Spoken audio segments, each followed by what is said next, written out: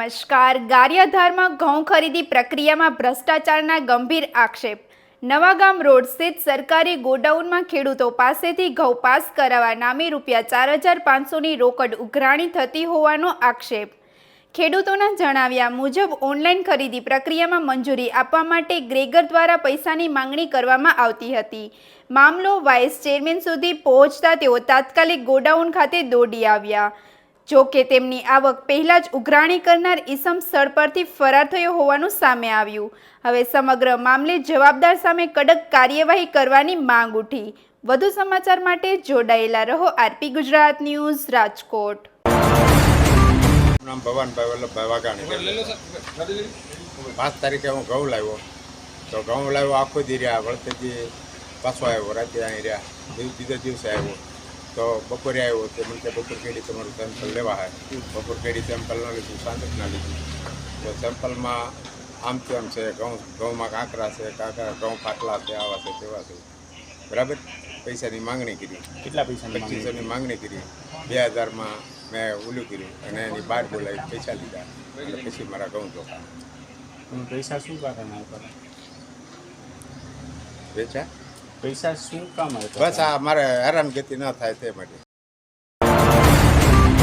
Chairman આજે 8-10 દિવસથી ખેડૂતોની ઘઉંની અહીંયા નિગમમાં ગારિયાધાર નિગમ ખરીદી કરતું હતું અને એમાં એવું જાણવા મળ્યું કે અવારનવાર ખેડૂતો હેરાન થતા થાય. 2 દિવસ પહેલાં હું અને અમારા વાઇસ ચેરમેન આવીને બધી રજૂઆત કરી.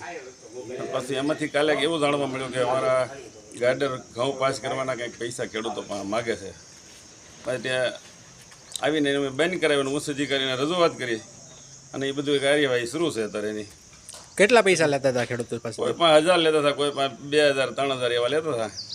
અત્યારે એજન્સી દ્વારા શું કાર્યવાહી કરવા પડી છે? હવે તો એને તો માણસને એની છૂટો કરી દીધો છે ને આગળની કાર્યવાહી શરૂ છે.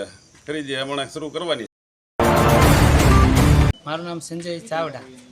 શું પ્રશ્ન હતો તમારે? મારો પ્રશ્ન એ હતો કે હું ખેડૂત તરીકે હું અહીંયા ઘઉં લાવ્યો હતો માર્કેટિંગ યાર્ડ ગારિયાધારની અંદર, ગોડાઉનની અંદર, અને આઈસ્તર લઈને આવ્યો હતો. જે આવીને જે તે તપાસ કરે ઘઉંની એને મેં કીધું તે કે તમે આઈસ્તર લઈને નથી આવવાનું, અહીંયા આપણે ટ્રેક્ટરની બોલી છે. મેં કે ટ્રેક્ટર સાહેબ મારી પાસે નથી.